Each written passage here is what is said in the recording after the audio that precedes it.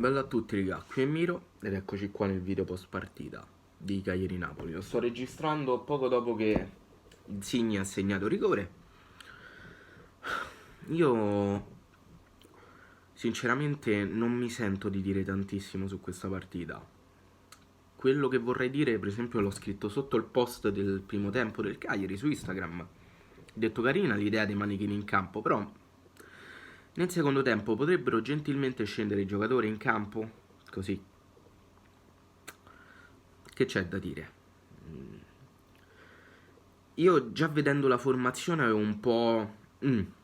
perché mettere Ligo Giannis contro Lozano non era proprio la mossa più azzeccata, perché mettere una bestia di 1,90 contro uno che fa della rapidità il suo punto di forza non è una mossa proprio così geniale, però chi sono io per giudicare, non ho il patentino, però a grosso modo così l'idea non mi sembrava geniale. Per il resto di cosa vogliamo parlare?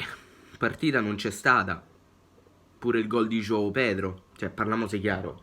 Mo, con tutto il rispetto, ma questa partita era da finire 4-0 se doveva finire in qualche modo. Il Cagliari il gol non l'ha meritato nella maniera più totale, l'abbiamo fatto, ok, ma non lo meritava.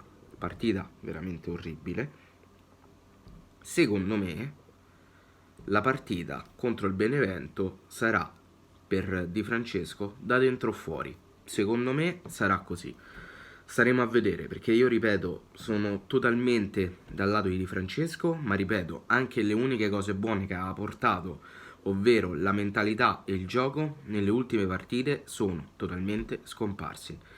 Ed è giusto che se continua così, se continua a rendere così la squadra, ne paghi le conseguenze l'allenatore. Io più di questo ragazzi non ho niente da dire.